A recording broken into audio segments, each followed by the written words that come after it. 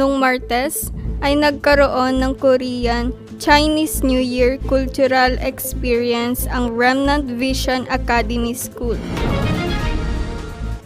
Ang mensaheng ipinahayag mula sa ating pulpit nung nakaraang linggo ay Live the Evangelist Guidepost in Life mula sa Psalms chapter 23 verse 1 hanggang 6.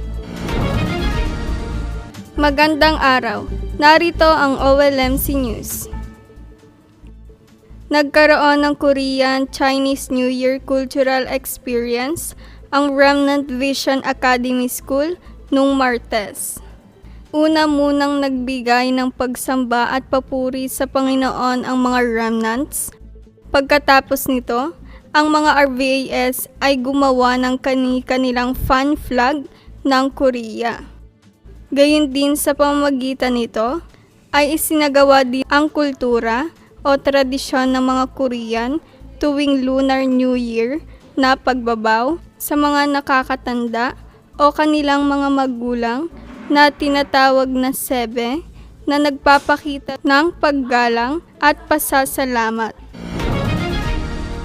Ang mensaheng ipinahayag mula sa ating pulpit nung nakaraang linggo ay Live the Evangelist Guidepost in Life mula sa Psalms chapter 23 verse 1 hanggang 6.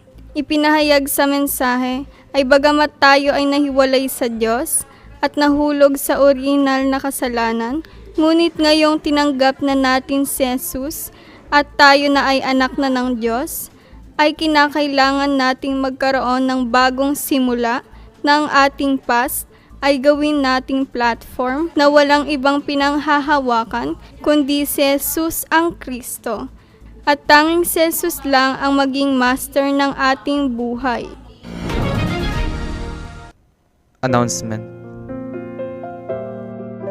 Mamaya alas 6 ng hapon ay devotion worship ng mga deacon at deaconess.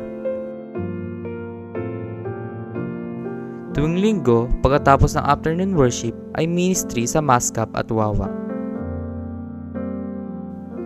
Bukas, mula alas 9 hanggang alas 4 ng hapon ay evangelism camp na 237 PRTS Rodriguez. Mula rin February 23 hanggang February 26, Lunes hanggang Huwebes ay Regional Church Ministry sa Laniera at Santiago. Sa linggo ring ito, mula February 23, Lunes hanggang February 27, Bernes ay 237 PRTS at Evangelism School Ministry sa Mindanao.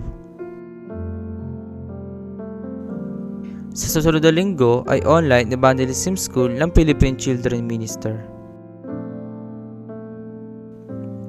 Sa March 5, Huwebes 6:30 ng gabi ay Rodriguez Addiction Prevention Evangelism School. Nawa, sa linggong ito ay tunay na makapag-iwan tayo ng guidepost na magliligtas. At dito nagtatapos ang OLMC News. Maraming salamat.